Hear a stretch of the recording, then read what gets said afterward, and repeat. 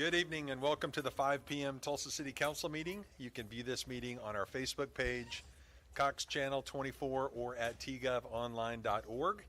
Assisting the council tonight are Jack Blair, City Attorney, Lori Doring, Secretary to the Council, and Bailey Rogers, Council staff. If you wish to speak on an agenda item, please see Bailey to complete a request to speak card prior to that item being read.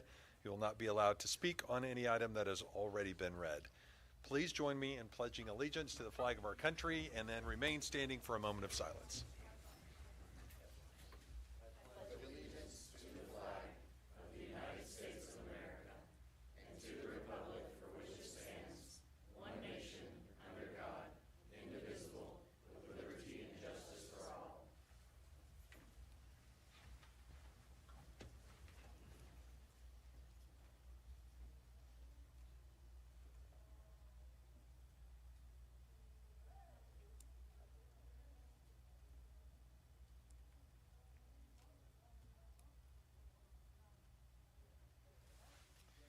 Thank you all. All right, so we have a bunch of proclamations tonight. Councilor Gilbert and I are going to work together and work our way through this. Oh yeah, and Hall Harper as well on National Safe Place Week. Yeah. You want to first? Yeah.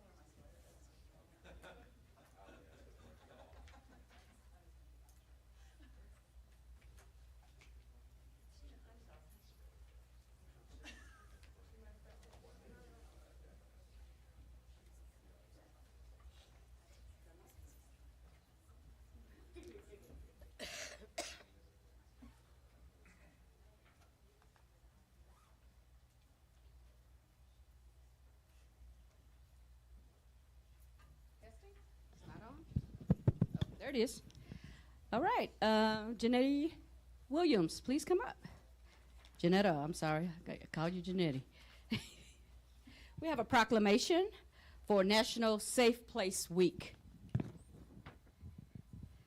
right, if you would hold that. Okay, this proclamation reads, whereas Safe Place, a national outreach and prevention program for youth in need of immediate help and safety, has operated in the city of Tulsa and surrounding areas since 1991.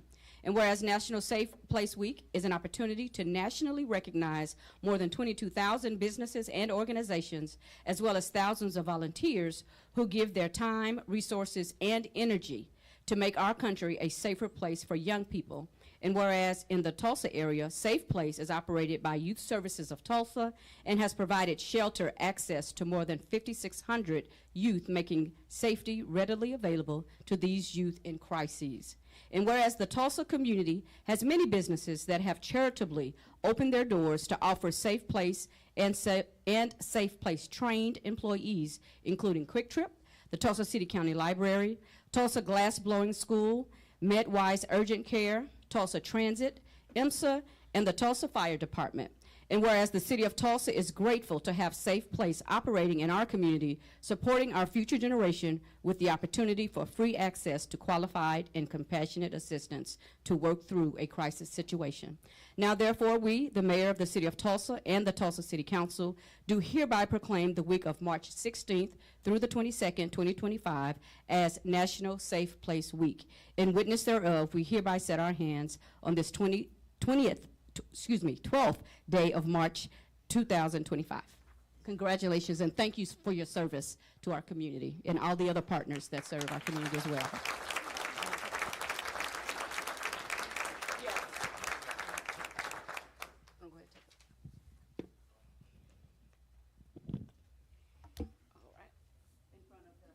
Come on.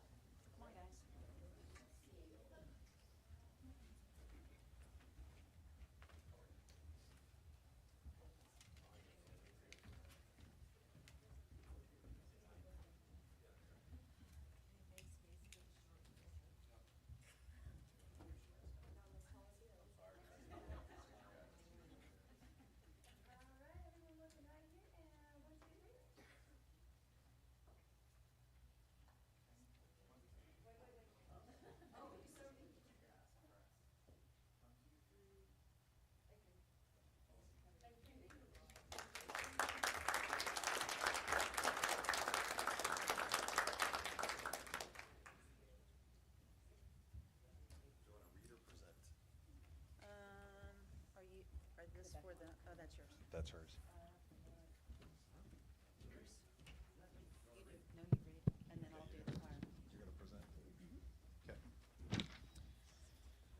So the city of Tulsa has an incredible team of over 3,500 public servants dedicated to making all aspects of city government run smoothly. Each month, the city council is pleased to recognize some of these exceptional public servants who have committed literally decades of their lives in their career with the city. So all of these proclamations say just about the same thing. Obviously, the names are different. But each one will say, whereas these employees have dedicated years of service to the city of Tulsa, its officials, and its citizens, and therefore we, Mayor Monroe Nichols, this is Monroe over here, and the Tulsa City Council, do hereby express our sincerest appreciation for these employees' years of hard work, dedication, and continued service to the city of Tulsa and its citizens. And in witness thereof, we hereby set our hands on this 12th day of March of 2025. So we have 4 employees here with very long tenures with the city of Tulsa. So Ricky, Najera, is it Najera? Yes, okay, that. Please come up. So Ricky.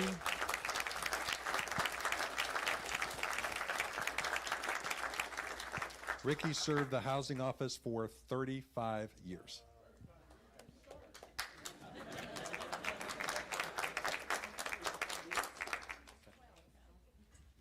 Yeah, thank you very much. You have to come take your picture. Come on.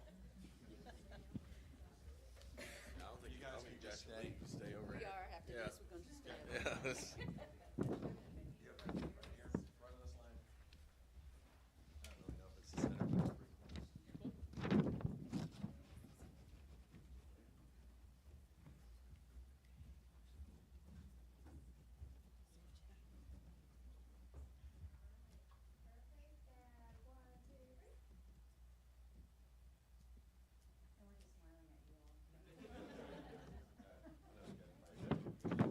Okay, thank you very much.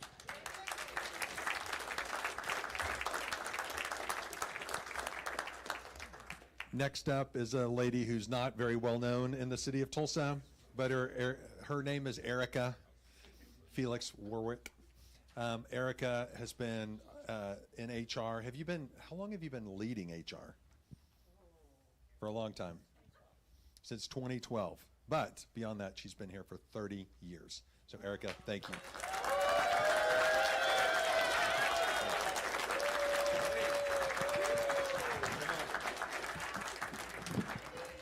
Man, everybody makes sure that payroll is right.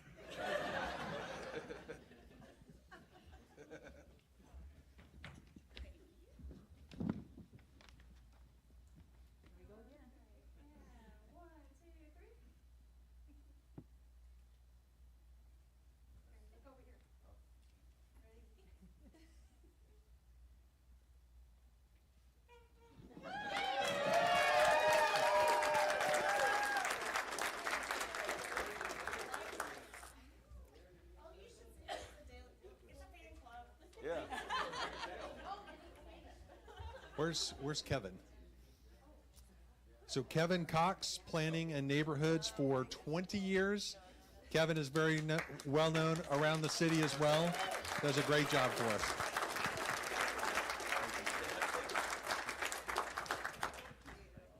What's up, big dog? How are you, sir?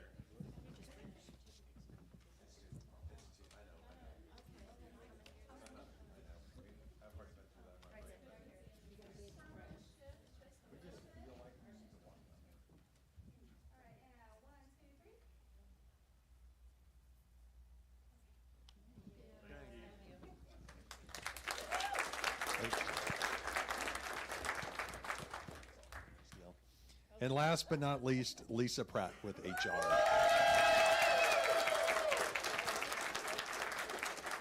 Thank you. Okay. Yep. Oh, you have to come take your picture. Thank you.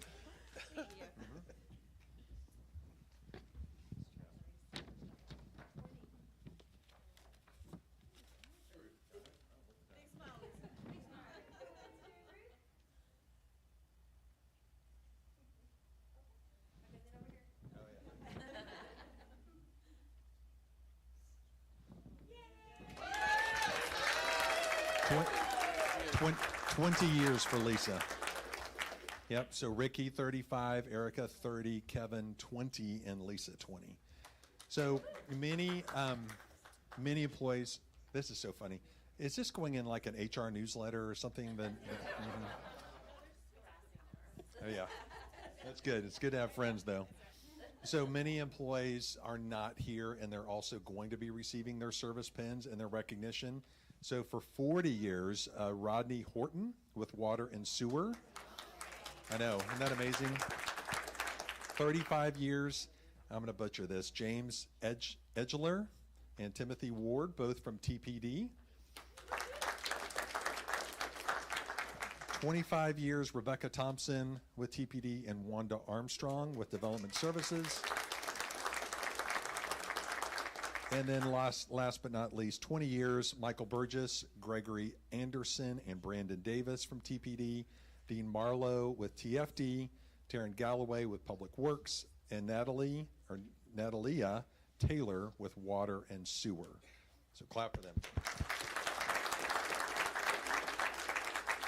So we really, really appreciate everybody who works for the city of Tulsa, but it's really our honor to get to celebrate these who have achieved these remarkable years of service anniversaries with us. So thank you all very much.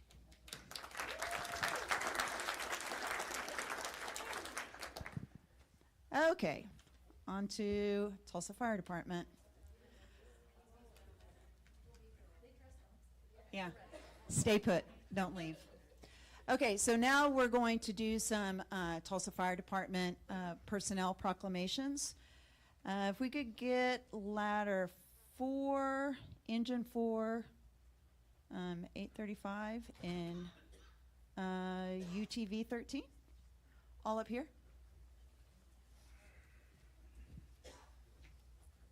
Now you gotta stand up here.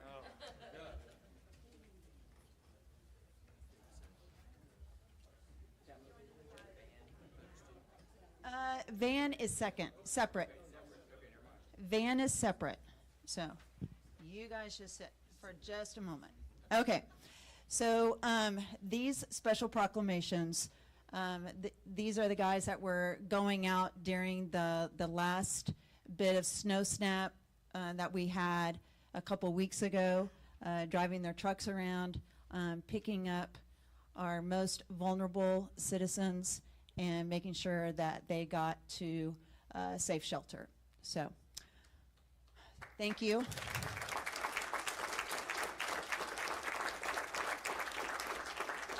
All right, so the first proclamation reads, whereas the Tulsa Fire Department is distinguished in the city for its dedicated and well-trained personnel and proactive outreach to the community, and whereas this was especially evident during the dangerous cold that affected our city on February 19th, when Engine 4 and Ladder 4 were dispatched to report of 2 unhoused individuals trapped in their tent, and whereas with the aid of local media representatives, Tulsa Fire Department personnel were able to locate the individuals and assets for severity of the situation, with both individuals showing signs of cold exposure and one of them unable to walk.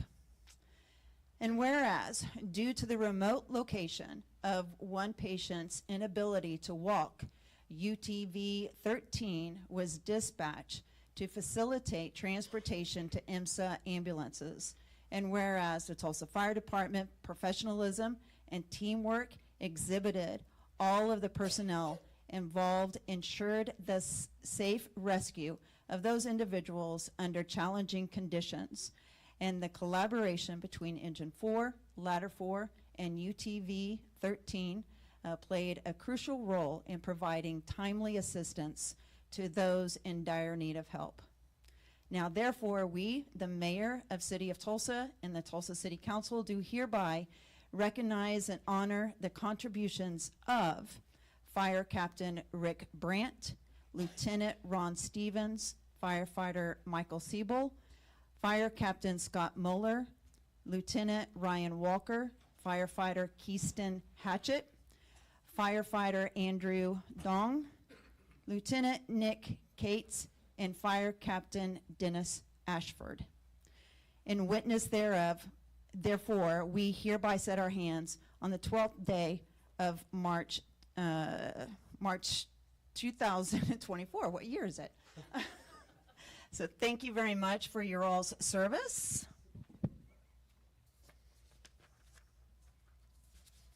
I'm going to, can I give them to you? Yep.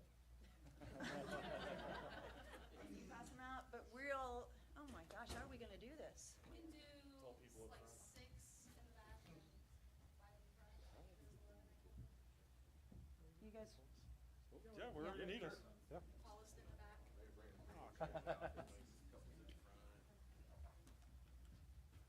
can go behind them. We can go up there. okay.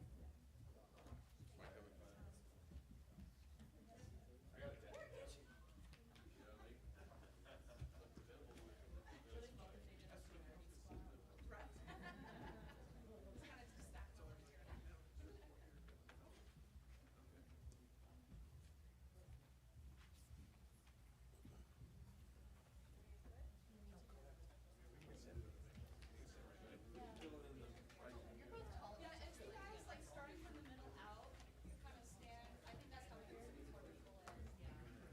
Yeah. There you go.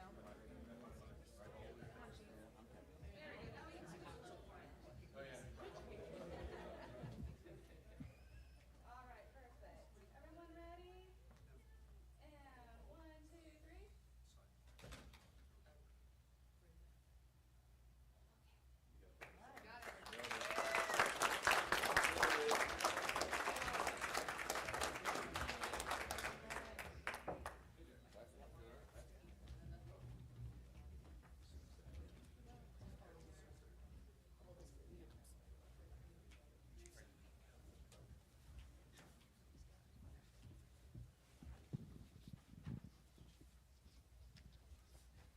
All right, this is the van crew, right?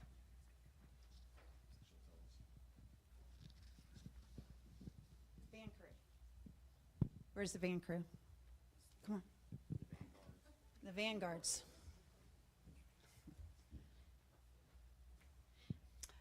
Okay, so this is the van crew proclamation. It reads, whereas the city of Tulsa was affected by a polar vortex last month and brought temperatures well below freezing, putting the lives of countless unsheltered individuals at risk. And whereas the Tulsa Fire Department is known for its proactive outreach to the community and its availability and readiness whenever needed. And whereas TFD participated in the assistance effort of Tulsa's most vulnerable population, utilizing the Tulsa Fire Department Transport Unit to support the Field Operations Division with managing calls involving unsheltered persons during the extreme weather event. And whereas Lieutenant OSHA Davis went above and beyond to assist with the transportation of unsheltered persons that were in danger of cold exposure.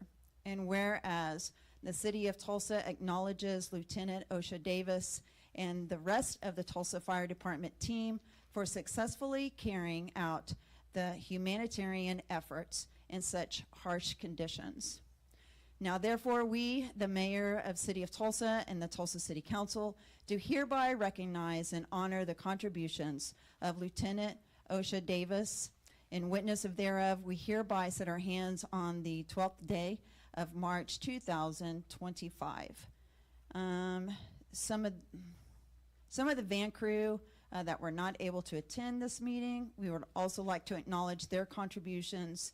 Lieutenant Kevin Horner, Lieutenant Dustin Wolf, Firefighter Barrett Bowman, and Firefighter Jacob Lamb, Firefighter Corbin Whitaker. Thank you. And they're here tonight? Okay. Some of you. All right, thank you very much. Thank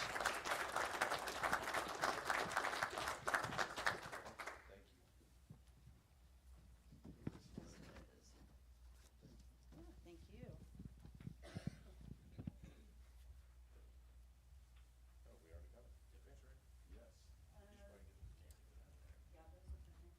There's, okay, I think there's fewer down there.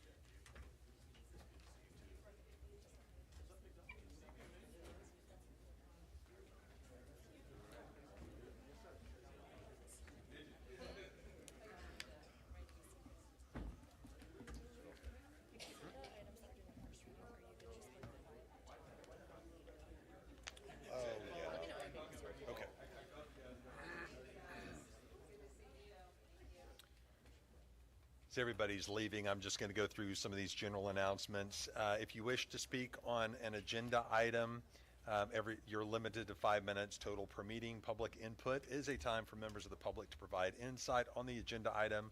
Due to the meeting format, public input is not a time for a question and answer period. All comments should be relevant to the agenda item and directed to the council. We have a handy electronic timer here. It counts down from 5 minutes. It'll be green whenever you have plenty of time. When you're under 30 seconds, it'll be yellow. And then if it's red, it means you're out of time. Please keep the podium area, railings, and aisles free from recording devices and tripods. Recording equipment and accessories, including tripods, must be set up in the media center. As posted on tonight's agenda, certain items are subject to consideration and possible approval, adoption, denial, amendment, or revision. I do want anybody to know that we will be reading 6B through F. They are on first reading, and we will be taking action on those. So if you wish to speak on items 6B through F, because of some time sensitivities, go to Bailey and request a speaker card if you're interested in speaking on 6B through F. Item 4E has been pulled and will be rescheduled for March the 26th, 2025 at 5 p.m. in this room. Call this meeting to order. Please call the roll. Counselor Hall Harper. Here. Counselor Archie. Here. Counselor Dutton. Here. Counselor Bellis. Here. Counselor Gilbert. Here. Counselor Bengal. Here. Counselor Dr. Wright. Here. Counselor Lakin. Here. Counselor Bush. Here. Item 1, receipt and filing of minutes. A, minutes of regular meeting held at 4 p.m. on February 26, 2025, and B, same thing at 5 p.m. on the same date. Do we have any speakers? There are no speakers. Any council discussion? Move to approve items 1A and B. Second. Please call the roll. Counselor Bellis. Yes. Counselor Gilbert. Yes. Counselor Bengal. Yes. Counselor Dr. Wright. Yes. Counselor Lakin. Yes. Counselor Bush. Yes. Counselor Hall Harper. Yes. Counselor Archie. Yes. Counselor Dutton. Yes. Items 1A through B are approved. 2, appointments and reappointments. A, Rosalind Williams, appointment to the Board of Adjustment, and B, Linda Jenkins, reappointment to the Sales Tax Overview Committee. Do we have any speakers? We have one speaker, Mr. John Huffines, for items 2A and B. Evening. Good evening. Peace, yes, peace. Thank you to our honorable city leaders, Council Chairman Phil Lakin, councilors, staff, team, Mayor Monroe Nichols, and our excellent security. We are thankful to the citizens of this great city of love, Tulsa, Oklahoma. It is a joy to be with you on this 12th day of March in the year of our loving Lord, Jesus Christ, 2025. Yes. Appointments and reappointments. A, Rosalind Williams. B, Linda Jenkins. And may we continue to honor our volunteers and employees. Thank you, family. Thank you, Mr. Huffines. Any council discussion? Move to approve items 2A and B. Second. Please call the roll. Counselor Bellis. Yes. Counselor Gilbert. Yes. Counselor Bengal. Yes. Counselor Dr. Wright. Yes. Counselor Lakin. Yes. Counselor Bush. Yes. Counselor Hall Harper. Yes. Counselor Archie. Yes. Counselor Dutton. Yes. Items 2A through B are approved. Are there any commissioners here who would like to speak? Okay, 3 public hearings. Public hearing for the purpose of giving members of the public an opportunity to be heard prior to any vote on the proposed amendment and restated Tulsa International Airport Economic Project Plan. Is there a motion to enter public hearings? Move to enter public hearing. Second. Please call the roll. Counselor Bellis. Yes. Counselor Gilbert. Yes. Counselor Bengal. Yes. Counselor Dr. Wright. Yes. Counselor Lakin. Yes. Counselor Bush. Yes. Counselor Hall Harper. Yes. Counselor Archie. Yes. Counselor Dutton. Yes. Please call our first speaker. There are no speakers. Without objection, we will exit public hearings. Item 4, mayor's items, mayor's report on community events, briefing on city activities, city efforts, and new business. The remaining items 4B through N will not be read aloud. However, I should say 4B through N, excluding 4E, will not be read aloud. However, public comments will be received on these items. Do we have any speakers? There are 3 speakers. Our first speaker is Mr. John Huffines for items 4A, H, and K.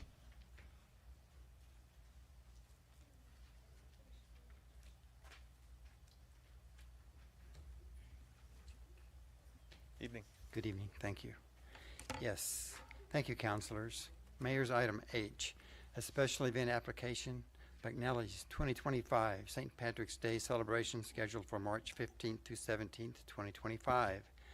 Yes, it makes perfect sense to celebrate St. Patrick, similar to our first new colony being dedicated to the advancement of the Christian faith for the glory of God. St. Patrick's life was also dedicated to the advancement of the Christian faith. Celebrating is in order. Yes, it makes perfect sense to celebrate St. Patrick. And also, the decisions, large or seemingly small, this honorable council makes require the wisdom of God. So, God Almighty, we invoke your guidance. Mayor's item K, a special event application, Tulsa Firehouse 5K run scheduled for May 31st, 2025, starting at 102 East 18th Street, Fire Station 5. I'm grateful for Tulsa's excellent fire department. Yes to this 5K and 1 mile run. Thank you, councilors. Thank you, Mr. Huffines. Next speaker, please. Our next speaker is Matt Allison for item 4I. Evening. Good evening, council. I have a handout I've printed 10 copies of. I don't know if I can pass that out. My name is Matt Allison, thank you, and I represent 10918 East 55th Place, LLC. My client owns the property at the southwest corner of Cherry Street and Quincy, which is right in the throes of Kilkenny's application up for consideration. For a number of years, Kilkenny's had a St. Patrick's Day celebration, a block party. And I think most observers would consider these a success. Very truly, my client celebrates the success of all businesses on Cherry Street. As they say, a rising tide lifts all boats. And accordingly, my client doesn't look to stand in the way of the success of any business, especially within the district. And without a compelling reason otherwise, my client would gladly support any special event within Cherry Street. Respectfully, however, my client cannot support this application as proposed. In the handout that I just passed out, the first tab is Kilkenny's application for 2025. On page 2, you can see that the right-of-ways close or set to close on the evening of the 16th. They'll open again on the morning of the 18th. Turn the page on to page 3. Again, this is just your application. You'll see that the applicant has plans for crowd control, traffic control, and has engaged a barricade company to organize and to manage it. And then if you turn to page 6 of that application, you can see the footprint from this year's proposal. And you can see that my client's property, again at the southwest corner of 15th and Quincy, my client's property is not in the footprint, but it's adjacent to it. Now very quickly turning to the next tab, this is last year's application, 2024, for the same applicant for the same festival. Same thing, on page 2, you can see the right-of-way closures are set to begin last year on the 16th and again open up the morning of the 18th. Page 3, you can see just like this year, and I think it's verbatim, applicant had plans for traffic control and crowd control and engaged a barricade company for the festival. And turning to page 6, this is last year's again, you can see that my client's property was not at all involved in the festivities and was outside of the footprint, but it's adjacent to it. And so, but my client didn't oppose it last year. But if you turn to page 3, you can see why they're opposing it now. That picture on tab 3 is a still image from last year's publication or festival from their building on their property looking to the northeast. There's no crowd control, there's no fencing, but there is a vendor tent and scores of visitors on my client's property. Again, my client had nothing to do with this. And that was a violation of the application that was submitted last year. And so, again, despite my client not being at all involved in it, they were impacted by it. In this year, or so last year, Kilkenny's not only failed to cordon off my client's property, but they put a tent on it, a vendor's tent. And due to the prolonged and extensive crowd, my client's lawn was destroyed during that process. Sorry, could you tell us what page that is? I'm so sorry. The last page. Oh, Sorry, okay, the last thank page is you. the image of that, sorry. Okay. And so despite multiple follow-ups over the last 11 and a half months, Kilkenny's has failed to address the damage it caused this year, and importantly has failed to provide any assurance other than the same empty promises last year for crowd and traffic control and barricade companies to prevent exactly this kind of thing happening. So here we are on the 11th hour with an application that mirrors last year's, where my client's property was used without permission and damaged with no accountability. My client endeavors to be a good neighbor and a productive contributor to Cherry Street. And as part of this, my client offers accountability, but also expects it. And last year, again, Kilkenny's event damaged my client's property, and Kilkenny's has first refused to accept responsibility for what the damage caused last year, and secondly, has failed to provide any substantive revision or provision to suggest that this year will be any different than the last. So for that reason, my client respectfully asks the application be denied. Thank you. Thank you. If you'll hang out real quick, I think we have some questions. Councilor Bellis and then Dr. Wright.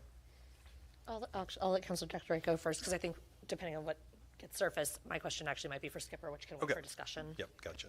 Thank you. Thanks for this packet. It's helpful. I think some of us got lost as you were going through, so My forgive apologies. me if you went over this. We were turning pages swiftly. So the very last page in the packet is a photo of last year's event.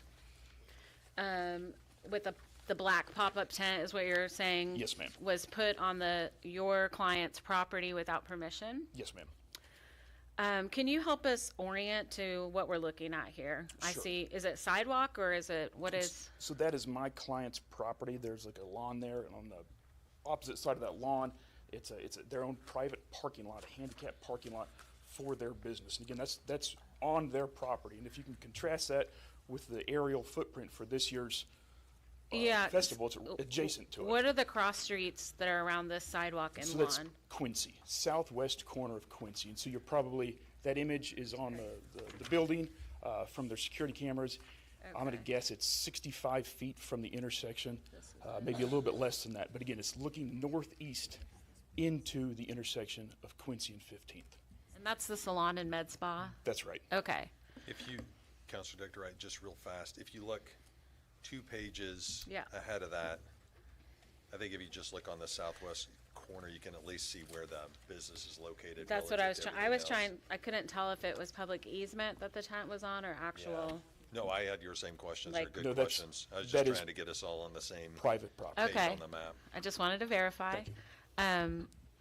I don't know that if the applicant is here or not. And forgive me, because I was turning pages and trying to keep up. Have you or your client spoken to the organizers of this event about what happened last year? Yes, we have over the course of the last 11 and a half months. My client, I know, had interactions in the beginning. My office, myself, got involved maybe 8 months ago. We've sent certified mail, emails, voicemail. My first response was yesterday. And what was that response? There's no resolution. So they think they can just put vendor tents on your private property? That's their question. Okay, that leads to questions with Skipper Bain, I think. Skipper, Yeah, that's where I realized my questions. when there's a also. defined area like this, it doesn't preclude private property rights. It's only the public rights of way that get activated, correct? That's correct. Okay, so other festival areas, I'm thinking of, we had this little controversy on Greenwood. If it's on public sidewalk or public street, vendor tents and things, if they have the right sales tax licensing and all of that, then they can exist. That's correct. Okay. And then my question was for when some of the road closures are happening and things like that. Is there a protocol from like the special events department? I'm just curious what happens to ensure that the right things are being blocked off or set up, which I acknowledge a tent you all may not have purview over because it's not really about the like public right of way. I was just curious, like, how is it made sure that, hey, this is the plan you submitted, you're following it? What does that look like for you all? Generally, I'll go out and do an inspection of the traffic control plan. I'm not for sure if I was able to attend that inspection last year. Okay. And I didn't hear about this until I was contacted on February 11th. Okay. And then when it comes to if you find out retroactively like this that someone didn't follow the approved event permit, what are the next steps usually from there? Well, when I first got this initial complaint, I went ahead and I sent that complaint, that email, to the event organizer to find out, can they have a compromise here? Can they work out the conflict between the landscaping that wasn't done properly? I told Matt that that's more of a civil thing. That's on private property, but I would do everything that possible to see if I can mitigate this. So I've been working with Jason with the Kilkenny's and going back and forth. I probably got over 17 emails going back and forth of each one of them, trying to work out something. And I said this would be the last place they would need to come if there's any type of conflict or couldn't resolve it. So out of curiosity, from the communication you've been having with Kilkenny, so what I'm hearing is for the damages that are being referenced from last year, that'll be a civil matter / potential civil litigation matter between these two different property owner businesses. Okay. But from what the communication that you've been having with Kilkenny's and the event planners for this year, have you gotten communication from them that they're very clear that they're not to be on that property and that that's very understood? Or I'm just curious how clearly that's been put down in writing that they know not to do that. Yeah, it's quite clear in email writings I've had to them. In fact, the application you're reviewing now is the one that's corrected. Our early application was sent out, showed that they were actually the same footprint as last year. But this year they reduced the footprint and the traffic control plan did not match, so I asked them to redo the traffic control plan to match the reduction of the venue. Then when I discovered the conflict here and the complaint and the concern, I reached out to Kilkenny's and said, let's put this stage somewhere else, so the complainant can go ahead and reach their property without any delay. So they have moved the stage off of, I think it's Quincy, and moved out in the street. And we've moved the barricades. We've got the application you have shows it's been moved since then, and I've got in writing that both of them knows this is what should happen. Okay, so that's helpful to hear that there's been kind of some mitigation things and we have in writing clear understanding. That's at least really helpful for me to hear. And then you said kind of per the protocol from past years and then for this one that there would be a follow-up inspection of how the setup actually is deployed before the event starts. Yes, this year I'll be there to Okay. inspect it, yes. Okay, thank you. Councilor Bingle? Skipper, this is one that has been approved previously, and like you said, they've reduced the footprint. So because there's road closures, there are officers there, right? As part of the event? Yeah, there is security there. I'm not sure if there's officers actually at the barricades, but I know there's security there for that event, yes, sir. Okay, so the complainant could contact the officers of the event to file trespassing Yes, complaints, correct? yes, they could. So there is some relief avenue at the event. So I just want to make sure that this is something that's been approved previously. This plan has been approved previously, and you've had those discussions to mitigate the trespass, but they still have that relief avenue. Yes, in fact, I will be sending both of them the actual permit that states that the special permit does not give any type of authorization to go on private property. It's in the permit restrictions on the permit. So in your discussions with the complainant, did you make a suggestion that they post signs, no trespassing signs?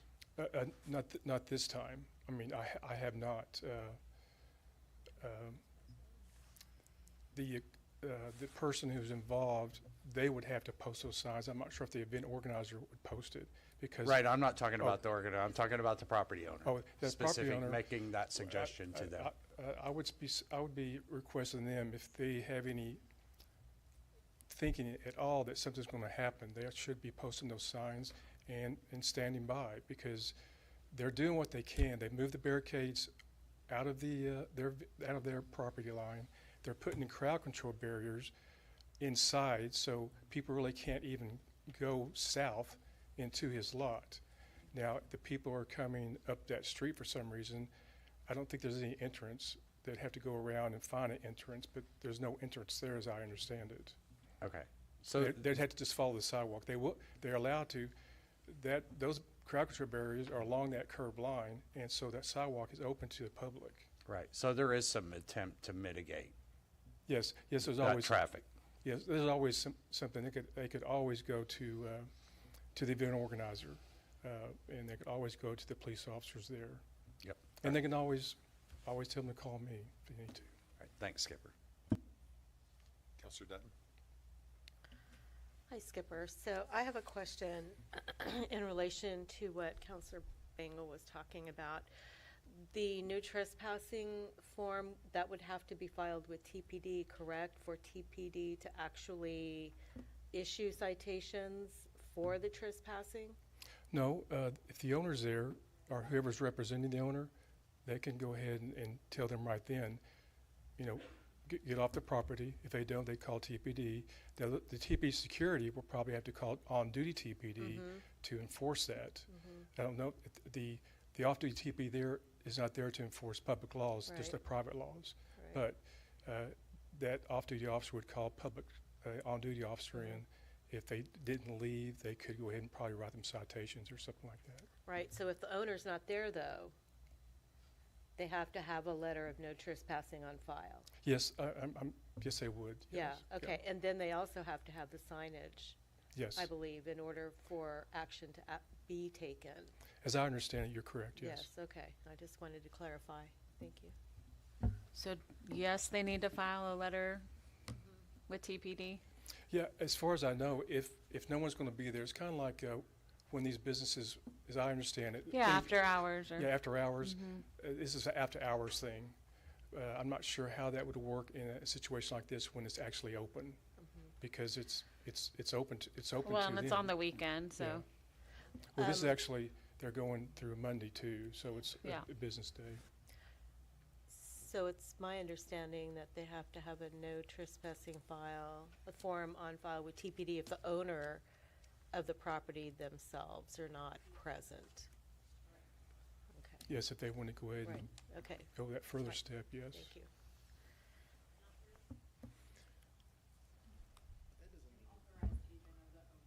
An authorized agent of the owner can complain, but they have to stay there and file, like, with the police. I think that's the question.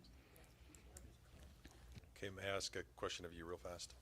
Yeah, don't go too far, Skipper. So, well, Skipper, real fast, what are the hours of this event? I think it's, just have to look here for a second. 16 in the evening, I think maybe 6. It opens back up, I think, 10 on the 18th. And so that's a work day. It's a business day. 10 a.m. or 10 p.m.? 10 a.m. on the 18th. Okay. So, is there any other access into this place of business other than through that area where the tent is, basically? Is there any access to this? The tent was on their handicap parking is what that was. Right. And then there's I think there are 3 different businesses there. There's one front main entrance where all customers go. And so I was ineloquent about this. My client doesn't have problems with their visitors coming in here. They had a real problem with McNally's taking their property and using it for a commercial purpose. Yeah, sorry, in violation of Poor Elliot. their permit. And so there may be all kinds of things my client can do now, but again, this isn't my client's responsibility to do this. This is, looking back, we know that they violated last year, and I'm looking at the same papers, I think everybody is here, on this application. There's not a shred of difference as far as So- assurances in place. So what would and we're at the nth hour on this one right now, what would your solution be so that it doesn't impact this one business or this set of 3 businesses potentially? Yeah, that's a really good question, and we've tried for the last 11 months to come to that. And again, it's a little bit late and a little bit rich for them to, come here now wanting a permit without having explored that. Yeah, but our only So unless we create a solution, or unless you create a solution, we may not be able to solve this tonight, because the chances of this going forward, given that it is at the nth hour, seem to be pretty high. But if we Absolutely. are going to do something to protect your client and protect the clients that go to your client and give them free access into that place of business. Understood. Understood. And so this hasn't been an issue in the past, but when they say there's crowd control and barricade, what is that? We can check the box on the piece of paper, Yep. but again, looking at that piece of paper, there's not a fence there. Is there going to be a Yeah. fence here this year? I don't know that. Yeah, Skipper, what can we do to create a barrier between the public street and this place of business? So what application are you looking at? This application you're looking at now? Let me see if it looks like. There were, yeah, the venue is nothing like last year. It's been changed. So that's the reason I'm trying to figure out what he's talking about.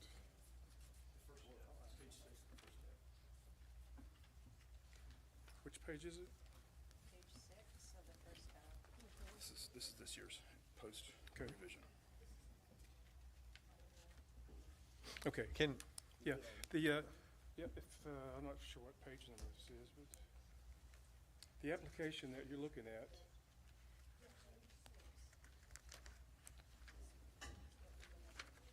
may I, Yep. I may just make a suggestion real quick, because we can spend a lot of time doing making suggestions by committee.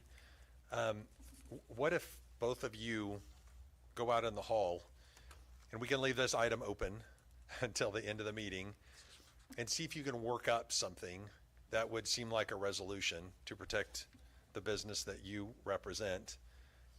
Skipper may know of something that's already being done, and so you may be able to come back in and just say, hey, look, if these things are done, then your client would probably be fine, and it may be an improvement on what was happening last year. and I Are did you want guys- to, just Yeah. double check that. I don't see their new site plan in here. Is it in here, sir? Okay, Is the applicant here? Okay, this might be clarifying, sorry, which we could still, do we want to send all three of them in the hallway still, though? yeah. Yeah, we can hear from the applicant, can we? Yeah, are you the, You're the are we didn't know you you were the here. next speaker? I am Did the you next sign up? speaker, yes. Okay. Okay, just- On Yeah. the edge of my seat. I know, I'll bet. But Okay, that, well- the site plan has been changed, and it shows the barricades. that you're Okay. talking about. Well, bring your comments, and then we may still get to the same point where y'all go out and see if there's anything that can be done. You may tell us there's already some things that are planned. Sure. So it's all yours. All right, thank you, counselors. My name is Natalie Cornett. I'm here representing Kilkenny's, and we've been working with Skipper on this issue. The main point I wanted to make, because Skipper's gone through sort of all the mitigating measures we've taken, those were proposed by Kilkenny's after a community meeting, which the property owner attended, and we sort of worked through all of these. So it was Kilkenny's understanding that we had made adequate changes to our site plan to move things away from Quincy, put up extra barricades sort of at that intersection, and move the stage to sort of keep crowds from accumulating in the middle and keep them at the ends. We feel like we've done what we were asked to do by the property owner and have worked with Skipper to achieve those in our plan. So February 24th of last month. Yes. Can you tell, just real fast, can you tell us more about, so I know you said you moved the stage. Is there crowd control fencing? Is there something to keep those people off of that corner, out of that Yes. handicap parking space? Yes, so we will have an additional fence. The original plan that was submitted to Skipper was very similar to the one from 2024, and the stage was it was on Quincy, where this corner of this business is. We've moved the stage to the east side of 15th Street, and on the plan that is currently before you from your agenda packet, we have added additional barricades along Quincy. And What does a barricade mean, though? Describe it in some. I would- is it that I would orange actually have- fencing that. Yes, that and I might mesh-looking- defer for technical terms back to Yeah. Skipper, but it's going to be, I think, the metal fencing. I mean, that, you can unhook from itself and move, but. Okay. Yeah. Yeah, it looks like Yeah. a bicycle rack, but you're right, yeah. We use in the parades. Yep. Okay. So that will be put up along 15th and then down Quincy as well to keep people off of that property. But clients going to that business can still, there's a way to get through it. You're just not going to jump the fence and party in that area and then jump back over the fence. Okay, Counselor? And then I'll come back. So, and I don't remember you all's names. I apologize, but, sir, you had communicated that for the last 11 months you've been trying to reach out and communicate about what happened last year. Is it Kilkenny's just prerogative, or your preference, just communicate with the city as opposed to like? Did you get those emails, or what was the? So I've not been engaged in the discussions with Mr. Allison prior to this. I know that the property owner representative has been. So I don't know the extent of those discussions, but I know that at least since January of this year, once it was brought to their attention that there was some reconfiguration that needed to occur, that they've been communicating with Skipper about that. Okay. Go ahead. Counselor Dr. Wright. Thank you, Chair. So we're looking at a diagram with red. Yes. Is the red indicating these barricades, crowd control placements? I don't know the answer to that. Okay. I didn't make this diagram, so. Is the liquor and beer on Quincy? To the north of Quincy.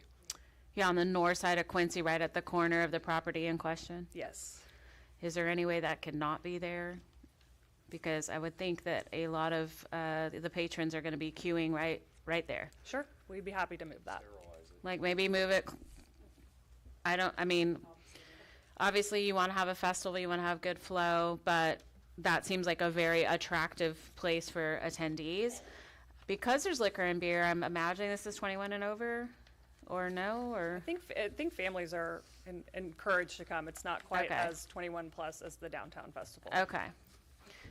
Just on the face of it, I would suggest maybe taking the major attraction for the adult attendees away from the corner in conflict. If you We'd can be happy to do that. swap Mythic or whatever, that would be my proposal. Okay, so you all want to go outside and talk about it? Or do you feel good about the crowd control device, moving the liquor sales to someplace other than Quincy, and the fact that the stage is now Happy not to on discuss Quincy? about it, but again, I think that we're probably not going to reach agreement, but hope springs eternal, so let's give it a whirl. But again, I just think that time is a lever point here, and it just works to the prejudice of my client, with all due respect. So thank you. Just for my colleagues, I think what we're looking for is some compromise, because I don't see, I'm just gonna say for myself, I'm not willing to vote against the whole thing. So if the compromise is we move some of the crowd attracting features and then really make sure those barricades are in place, it looks like from the south that your client's property will still be able to be accessed. So that's just, I can't speak for my colleagues, but we're collaborating and trying to find consensus around some concessions. So that's just my point of view. Yeah, before I move into council discussion, does anybody have any other questions of the applicants? Okay, so council discussion, Councilor Bellis. Yeah, I think I'm hearing there's the issue of past civil litigation that they need to sort out, but I've heard enough from, like, if Skipper's assuring us, and we can see here that there have been new mitigation measures put in place, that there are very clear things, there's going to be an inspection. It sounds like I've heard enough compromise that Councilor Dector just referred to, that I wouldn't want to impede this, like, larger event that happens annually, that has a really, positive community turnout, et cetera. I think there's obviously, if I want to encourage, and I'll make sure that you have my information as the city councilor for that area, to the property owner and to, the person representing the event tonight. But I think the core thing really is if someone's trespassing with all these mitigation measures, that is something that, if someone pops up a tent or whatnot, I think it sounds like Skipper's willing to also ensure that you have police access and have, a way to make sure that that's not happening. I just think there's enough things in place that I wouldn't want to impede this much larger scale event than just this corner, so. Yeah. For me, on the words of Skipper, who has said that he'll be out there, and on the words of the owners of Kilkenny's and their attorney, that crowd control devices will be placed up, stage will be moved, and liquor sales will be moved off of Quincy, then I feel like those are really good measures that are put in place, and I can support this with those additional measures, and then we can take a look at it next year, given that we really are less than a week away. Councilor Dutton? Yeah. So I have a question regarding the liquor and the beer. We're giving them the option to either move it, it looks to the east, or to the west, which still abuts the property in a way. So I think it would be great to clarify where the liquor and beer would be located so that we can have an agreement as they go out to talk on something that, yeah. I think there's, just knowing that area, pretty ample space for them to probably move that vendor to. I don't want to belabor those details Right. with them on this. Yeah, you can just move it to just off of Quincy. Either way would take it away from that. Yeah, Skipper has one clarifying point. You have to come up here, so the 3 people who are watching it on TV can hear you. Well, I was just going to say, the liquor and beer where it's located, I can see that point there. But as I watch people, liquor and beer, coming up to them, they don't stay there. They head out to across the street where the food's at or down the stage. I believe having that barrier there is where they have tables and they have the red is the crowd control barriers. Okay, they're like bicycle racks. They're locked in. You can hop over them, but security will make sure security doesn't catch anybody hopping over. But they're going to this liquor and beer, and when they get it, they're heading out. They're not going to linger around this area. I mean, they're in line getting something, and then they're heading to the stage to dance. They're heading down here to that big tent, that 40 by 60 tent, and the food across the street in the kids zone. That's just my opinion. I think they've done some. We've worked on this. They've moved the stage. They've moved the crowd control barriers. They've moved the traffic control plan so they can actually get into that area. And I understand this property damage situation, but Kilkenny's has moved some stuff around that the committee felt good about. Just want to let you know. But I'm not sure about, just my opinion, I'm not sure about moving all that liquor and beer. I think it's a good place myself. So you're saying this basically creates a natural barrier? Yes, sir. Okay. And traffic and pedestrian movement away from that? Yes, sir. Okay. So you're recommending I'm recommending as it. is? It's just how it's presented. I know it's late, but it's taken a while. The venue was changed a little bit, and it's been changed a little bit, and we've just been working on it and going back and forth the best we can. It just reached till tonight. Okay. All right. Okay, any other council discussion? No, I No, think we can just I think go. they're done. Is there a motion on all these Oh, good, items? you can. Just gonna take them all together. Does anyone want to take this one separate? Okay, nobody needs to take it separate? Okay. Move to approve. Mr. Chairman, Oh. I think we might have a speaker on another item. Oh, I thought we had 3 speakers total, and we went through 3, but okay. Rock on. No, we don't have any more speakers on any of item 4. Okay. Okay. So I think I understand the consensus of my colleagues, so I'm moving to approve items 4B through N, except for 4E, with the emergency clause on 4B through 4D. Second. Please call the roll. Counselor Bellis? Yes. Counselor Gilbert? Yes. Counselor Bengel? Yes. Counselor Dr. Wright? Yes. Counselor Lakin? Yes. Counselor Bush? Yes. Counselor Hall Harper? Yes. Counselor Archie? Yes. Counselor Dutton? Yes. Items 4B through N, except for 4E, are approved with the emergency clause on 4B through D. 5 authorities, boards, and commissions. Final plat for Brookside Marketplace Edition consisting of 4 lots, 1 block on about 3.47 acres, located south of the southeast corner of East 41st Street South and South Peoria Avenue. Do we have any speakers? We have one speaker, Mr. John Huffines, for item 5A.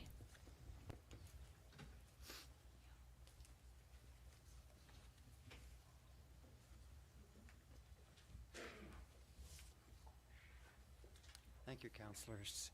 Yes, final plat for Brookside Marketplace Edition. And so, yes, this is another example of beautiful Brookside neighborhood continuing to grow and blossom. The Brookside Neighborhood Association and the Brookside Business Association harmonize well. And also, thank you, councilors, for always doing your best to help Tulsa be her best. Thank you. Thank you. Any council discussion? Move to approve item 5A. Second. Please call the roll. Counselor Bellis? Yes. Yes. Counselor Bengel? Yes. Counselor Dr. Wright? Yes. Counselor Lakin? Yes. Counselor Bush? Counselor Hall Harper? Yes. Counselor Archie? Yes. Counselor Dutton? Yes. Item 5A is approved. 6 ordinances first reading. Items 6A through 6A and 6G will be forwarded to the next council meeting for action. We're going to take action on 6B, C, D, E, and F. Is there a motion? First of all, any comments? Do we have any speakers? No, there are no speakers. Okay, any council discussion?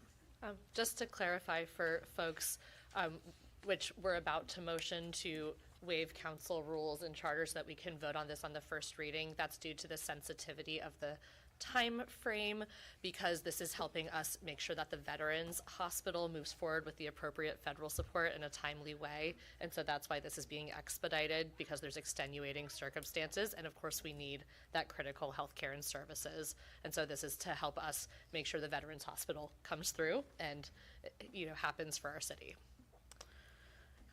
Okay, I'm ready to make a motion Thank if we're ready.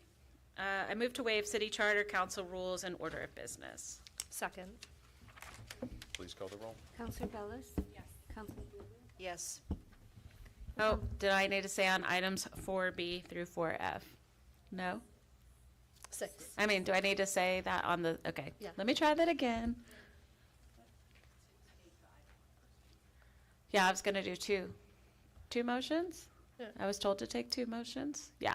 All right, the first motion is move to waive city charter, council rules, and order of business on items 6B through 6F. Second.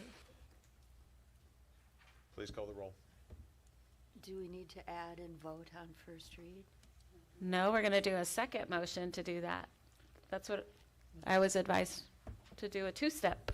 Yeah, I think that's fine. I think it's understood that we're waiving rules in charter to take action on first reading, and that will So- come next. Okay, so we'll waive first and then, Okay. because isn't there a different count on those? Yes. Yeah. Okay, so that motion stands as stated. Please call the roll. Counselor Bellis? Yes. Counselor Gilbert? Yes. Counselor Bengel? Yes. Counselor Dr. Wright? Yes. Is Counselor there a Lakin? problem? Yes. Counselor Bush? Yes. Counselor Hall Harper? Yes. Counselor Archie? Yes. Counselor Dutton? Yes. That motion passes. Great, now I move to approve items 6B through F on first reading. Second. Please call the roll. Counselor Bellis? Yes. Counselor Gilbert? Yes. Counselor Bengel? On behalf of veterans, thank you, and yes. Counselor Dr. Wright? Yes. Counselor Lakin? Yes. Counselor Bush? Yes. Counselor Hall Harper? Yes. Counselor Archie? Counselor Dutton? Yes. Yes. 6B through F are approved on first reading after the waiver of all of those things that we've already discussed. 7 ordinances, second reading. A, ordinance amending the fiscal year 24-25 budget to make supplemental appropriations of $50,000 recognized from unappropriated fund balance within the 2020 sales tax fund. B, ordinance amending the fiscal year 2024-25 budget to recognize and make supplemental appropriations of $10 million from revenues received from the sale of stormwater revenue bonds within the TPFA 2025 Stormwater Bonds Subfund. And C, ordinance amending the fiscal year 2024 budget to 2024-25 budget to make supplemental appropriations of $5.853942 million from unappropriated fund balance in the TMUA Sewer Operating Fund and to transfer unencumbered and unexpended appropriation balances of $4,209,635.21 between projects within the TMUA Sewer Projects Capital Subfund and to transfer unencumbered and unexpended appropriation balances of $964,075.63 between projects in the 2024B Sewer Revenue Bond Subfund. D, ordinance amending ordinance number 23475 as previously amended and supplemented by ordinance number 24693 and ordinance number 24694, approving and adopting the amended and restated Tulsa International Airport Economic Development Project Plan. E, ordinance amending Title 28, the Municipal Employees Retirement Plan. Do we have any speakers? There are no speakers. Is there any council discussion? Move to approve items 7A through E with emergency clause on 7D and E. Second. Please call the roll. Counselor Bellis? Yes. Counselor Gilbert?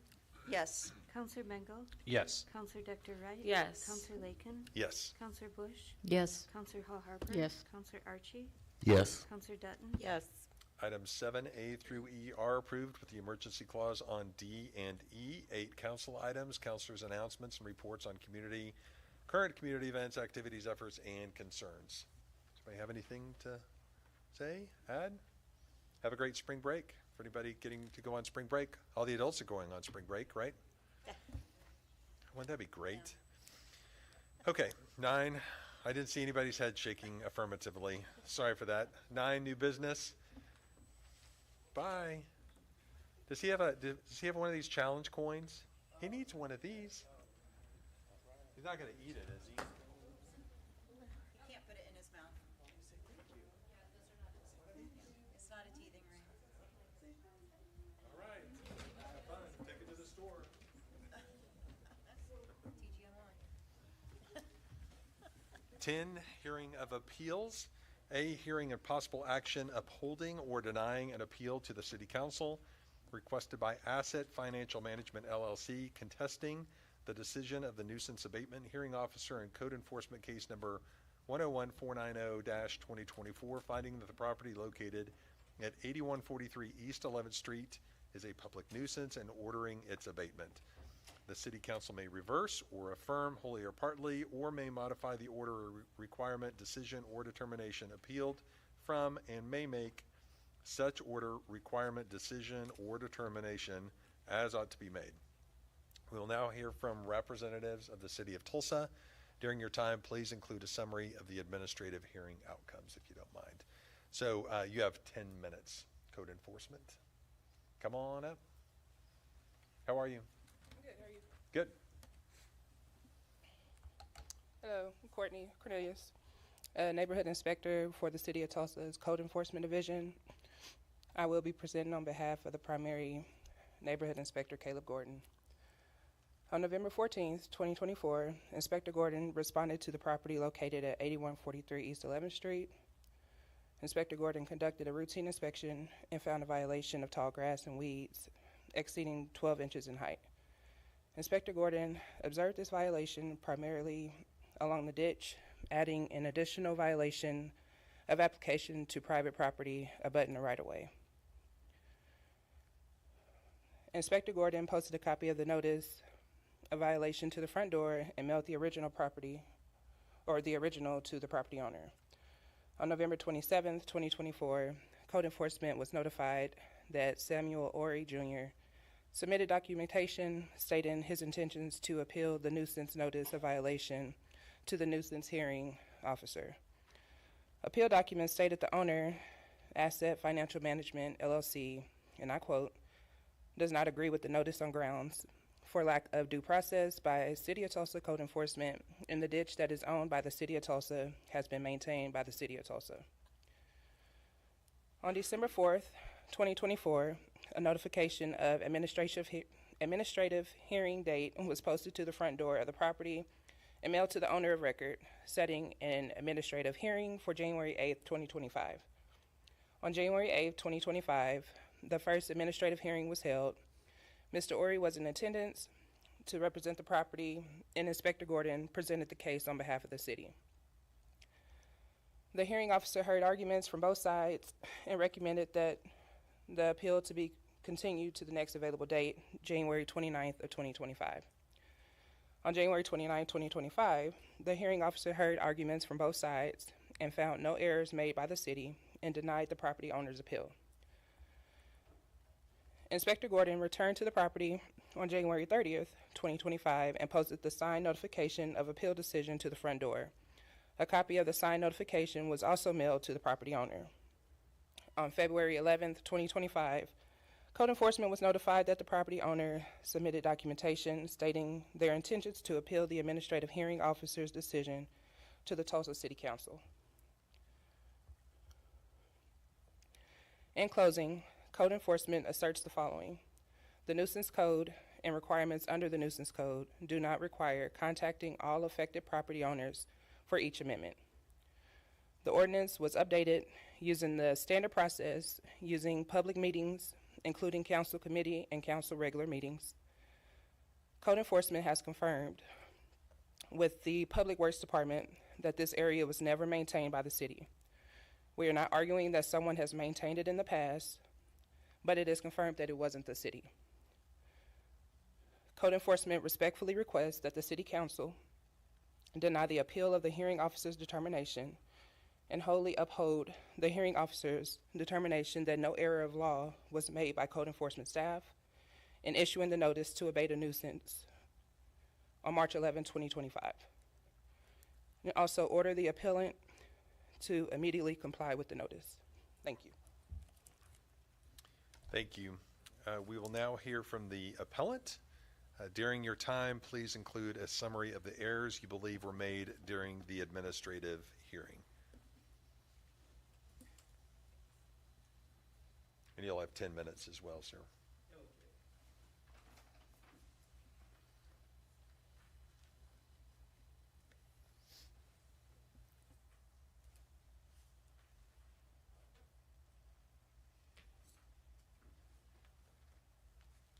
Good evening, councilors.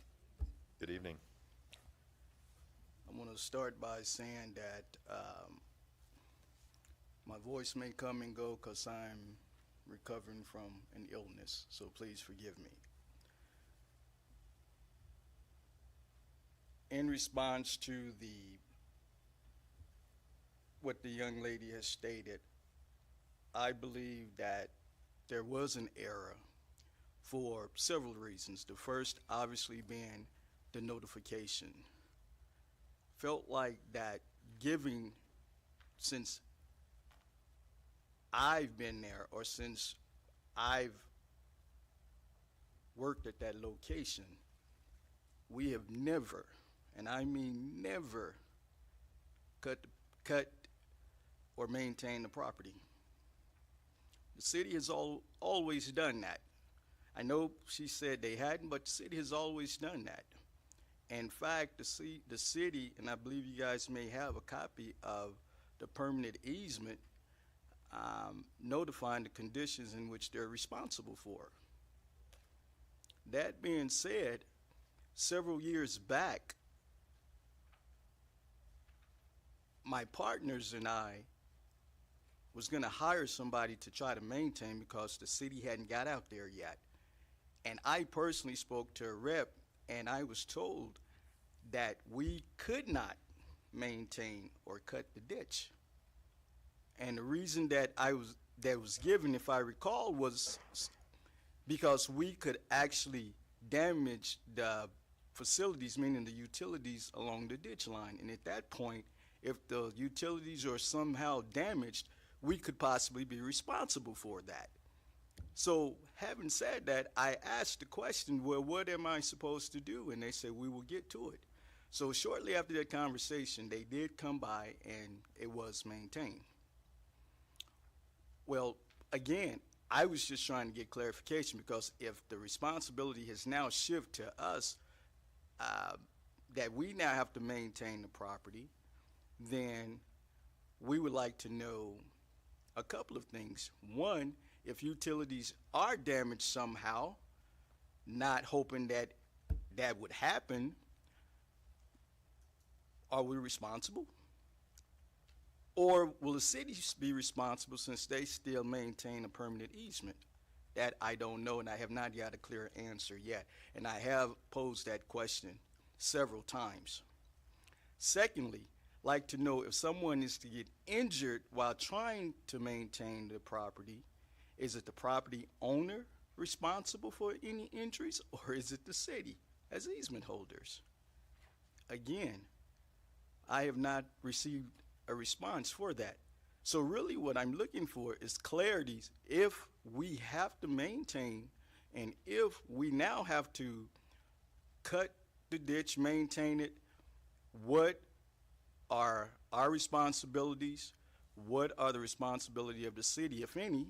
Because the way I understood the abutting and the whole ordinance from the last hearing, it appears that all responsibilities has basically shifted to the property owner and not the easement holder. Not sure if that's true or not, but that is my understanding. Again, we'd like to know, what are we responsible for, and what is the city responsible for, so we can be in compliance. We just want to get to the bottom.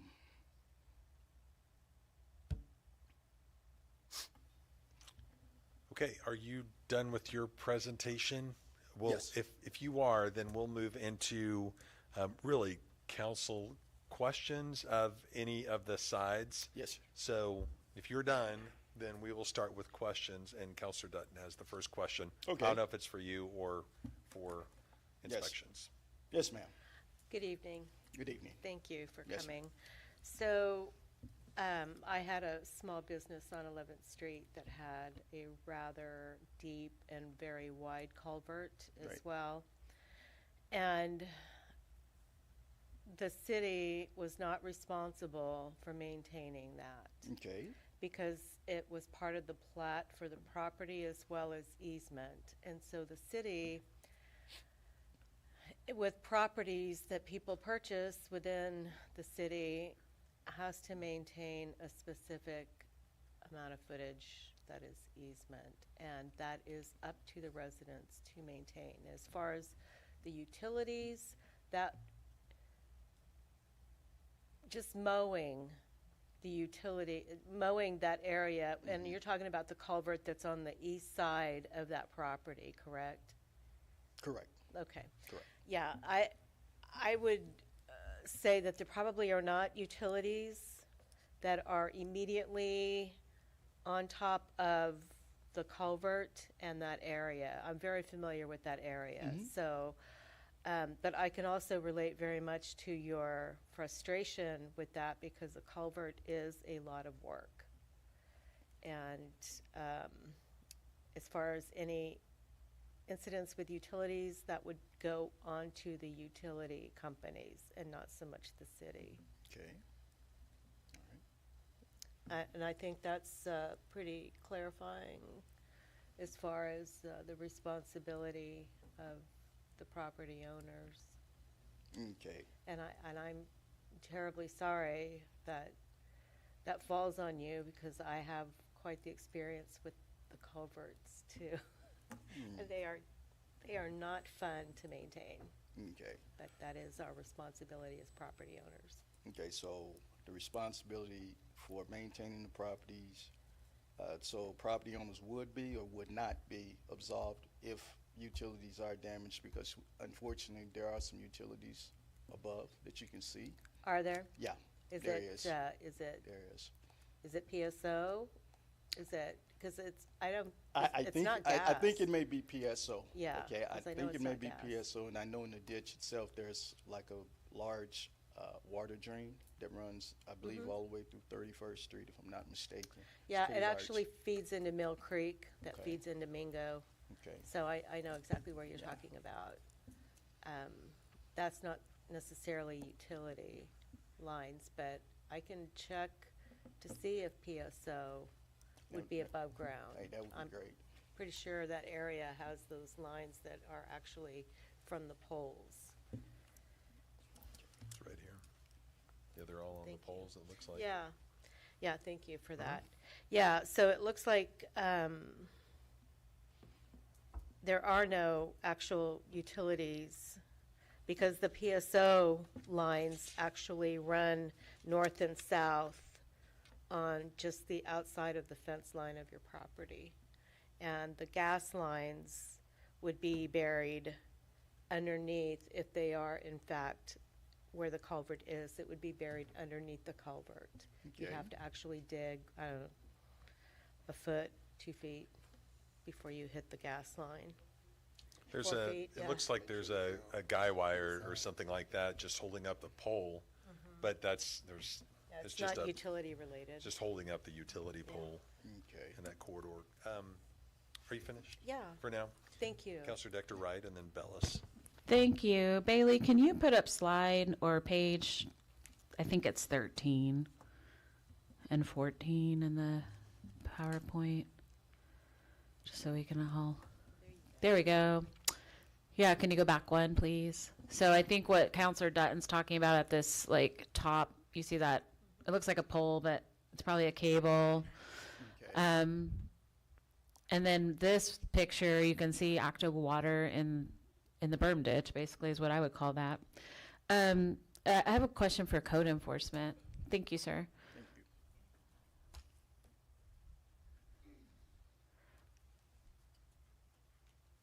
First of all, thank you for your presentation.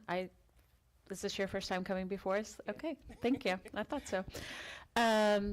Okay, are there any previous violations on this property? We've had just 2 cases, including Okay. this one. And so the appellant is saying the city has taken care of this. Your side of it saying it wasn't the city, it was somebody, but it wasn't us. Right. So there's no work orders on this property for contractors on code enforcement to just get out here for maintaining this, Right. The first work order is what we see here. So not like 3 years ago, 5 years Right, ago. right. Because it doesn't look like this grew overnight. I mean, it looks like it's been growing there for a while. So is it possible that another property owner in the area was just taking care of this and maybe that's not happening anymore? It's possible, but I'm not. Okay. I'm just trying to figure out how we got to the notion that the city's maintaining it. On East 91st Street and on South Mingo out in my district, we have similar, drainage ditches, and I know that those businesses along those corridors are maintaining them because I see them out there. So to Counselor Dutton's point, it's not the easiest job, but it certainly affects other businesses throughout the city. Tell me about this drainage situation. So obviously it's hard to mow or whatever. Is this water just like moving through? Was this just a day that it happened to rain, or is that water there on a regular basis? Well, I'm not the original inspector, so Okay. I'm not too sure. From what I can see, it looks like it may be from rain or maybe melted. This was January 30th. So Okay. it could have been like from melted snow or something. Do we know? I mean, is it normally dry, like on a normal weather day in there? Hi, Brant. Counselors? He was like, I really was hoping I didn't have to come up here. She did a great job. Yeah, she did. So, Brant Pitchford, Code Enforcement. That is a standard stormwater drain, like we see all around Tulsa. So it's not usually wet? No, not Okay. usually. It would flow normally. So. Okay, and I know you're an expert, so how long have these tall grass and weeds taken to like get to this point? That would take some time for them to accumulate. Also, for the record, I would say if you're standing there looking at this ditch and these violations, every other ditch within eye view is maintained. Is maintained. Okay, thank you. Yeah, just follow-up point. If you just look at Google Maps, if you just did the little yellow person dropped on that street, you can see you you can just tell what the status of the other ditches is. Another point of reference, there are utilities there. When you look at a utility pole, those top lines are PSO lines. Yeah. The lower lines will be AT&T, Cox, or something that's, non-harmful. And there's a guy wire that goes right into the ditch, but I have guy wires in my backyard as well, so. Yeah. Councilor Bellis? Okay. Any other council discussion on this item? Are there Oh, fees? sorry. I usually do. I just don't even know that you're there. Brant, this is one of the things that we've talked about many times, and this is why I drag you out to our town halls frequently. It's this misunderstanding of what city responsibility versus property ownership. And to Councilor Dr. Wright's point, there may be these handshake deals where property owners or someone may have been maintaining it, and when there's these property ownership transfers, those handshake deals go away. So I've seen that several times. So I think we need to do a better job as a city as a whole about communicating responsibility, because I think most citizens fail to understand where their responsibilities continue by ordinance. Some people think because they have a privacy fence, anything on the other side of that fence is not my problem. Understood. And that's the misperception for a lot of people. And you know that specifically in my own district. So I think we need to do a better job about communicating that so that we don't have these kinds of appeals and misunderstandings of where responsibility ends and begins for folks. So I appreciate you coming to my town halls and explaining that, how that works. But I think we need to do some more PSA for people to understand that, especially when we talk about litter cleanups as we enter spring and we start entering the tall grass seasons. So I appreciate it. Councilor Dutton, and then Hall Harper. Yeah, so I was wondering, what are the fees associated with this? So that would be a standard mowing fee. So we'd have to check the lot size, and then if we were to mow it and do it ourselves, then there would be the standard $300 administrative fee. So it would probably run the gamut of anywhere from $150 to up to $200 plus the $300 admin fee, if we had to move forward with. And some of the vegetation was knocked down, but it's still above 12 inches. Well, I could see clearly that there were some trees with some good growth. It is. It's on 11th Street. Well, it's actually, yeah. It's just north. It's in my neighborhood, yeah.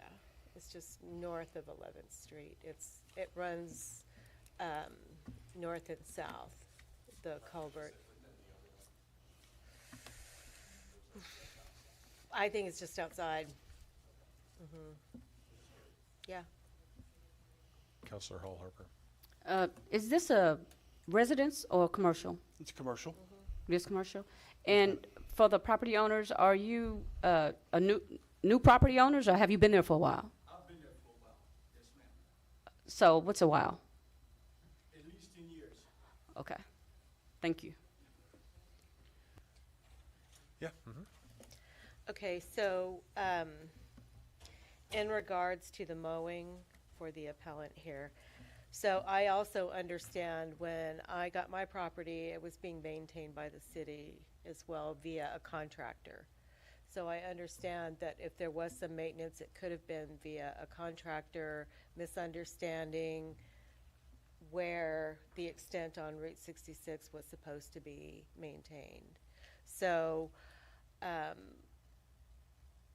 I inquired about damage to my parking lot in regards to that mowing, and that's when I was told that that was my property, that they were no longer going to maintain that. So I understand clearly the confusion and why it may have been maintained, but it still doesn't alleviate the responsibility of the owner, which, like yourself, I found out, so. Yep. Councilor Archie. For the appellant, my question is, I recognize there's confusion about who's going to maintain the property. From this moment on, though, are you committing to maintaining that easement? Are you gonna, like, just moving forward, like when the spring comes, are you gonna be maintaining that easement? Well, if it's the city's position that it's my responsibility, then I have no choice. Okay. So if that eliminates or removes them from their easement responsibility as easement holder, then yeah, I have to do it, because obviously I don't want to continue to get fined. But again, I'm really concerned about, and I'm not even sure, if there's a clear and cut Sure. answer in terms of. I hate to ask you to come up, but, Okay. you know, for those 3 people. Hey, who are not watching- a problem, sir. Yeah. Not a Okay, problem. sorry. Not a problem. So, I am willing if I have to, right? Again, my question, again, is if someone was to get injured or utilities damaged, am I responsible for that? And I appreciate that. And Mr. Pitchford, just to clarify, we've not assessed him any fines yet. It's just No, sir. okay. No, Okay. sir. The minute he filed his first appeal, stops our progress, and then he filed the second appeal, which Okay. again, All right. stopped that progress, so. Clarify. Okay, I appreciate you. Sir, I would just say on some of your questions, this is not legal advice, because Gotcha. I'm sure there are some exceptions here. Right. But like the house that I live in Mhm. has easements Right. on all 4 sides. Right. And where people can run lines, front yard is the same way. I don't even know how wide the easement area is. As I look on your map, or as I look on Google Maps of the property, you know, it looks like the area on 11th Street is well kept. So somebody is out there mowing, or it looks like it has been mowed. Is that you? Do you do that? No, in fact, the only time I Oh, got is that involved the- was here recently. Yeah. Okay. That just goes up and does Route 66. Yeah, so, you know, I gotta maintain the easements on my property, regardless of whether or not they're easements. The same thing generally happens on everybody else's property too. So, and if something happens on my property, even though it's an easement, you know, then I'm still responsible for that liability. Okay. So maybe that's a good way for you to, I don't know, think about it. Okay. You know, somebody will say, yeah, except in this case or that case. But I think everybody's of the, I won't speak for everybody. I'm of the mindset that, you know, the neighbors on the other side, the RV, you know, commercial place, they look like they're keeping everything nice on their side and in their ditches. And as far north as I can see, the same thing. But So- again, it's not really apples to apples, as council stated, that Yeah. because of the pitch, I mean, it's literally like a 4 I and a half, know. 5 foot drop, so. I know. Whereas theirs is pretty flat. So You I don't may- know who's maintaining theirs, but I know their ditch is pretty flat. Yeah. Yeah. You know, every once in a while, we can get stormwater management involved. Sometimes they do have to come and fix those stormwater ditches because they have eroded too much. So Counselor Dutton can look into that for you. You guys may want to meet up afterwards, Okay. which may make maintenance better if they actually have to come in and maintain it. Okay. But, yeah, and then some people, you know, just get in there with a weed eater and just go after it. And, you know, sometimes that stuff doesn't come back. Some people also use some kind of, Killer. yeah, weed killer. I was trying to think of something natural sounding so you don't go in there with like gasoline. Right. Don't do that because it does go into the stormwater system and the creeks and everything else. But there are ways to keep the weeds from growing back very Okay. quickly. So Appreciate it. thank you all. Thank you for being Yes, here. sir. Any more? Yep. Yeah, don't leave yet, so I can talk to you when the meeting's over, okay? Any more council discussion? Can yeah, I was about to jump in, yeah. Yeah, go ahead. To see if Counselor Dutton wanted to make the motion, or I can do it? Okay. It's your district, is all. I'm going to move to deny the appeal and affirm the decision of the hearing officer. Second. Please call the roll. Counselor Bellis? Yes. Counselor Gilbert? Yes. Counselor Bengal? Yes. Counselor Dr. Wright? Yes. Counselor Lakin? Yes. Counselor Bush? Yes. Counselor, Harper stepped out. Counselor Archie? Yes. Counselor Dutton? Yes. Okay, so the appeal is denied, but if you will stay later, then we can talk to you afterwards and see what we can do, okay? Good. Item 11, hearing of public comments. This concludes the televised portion of our meeting.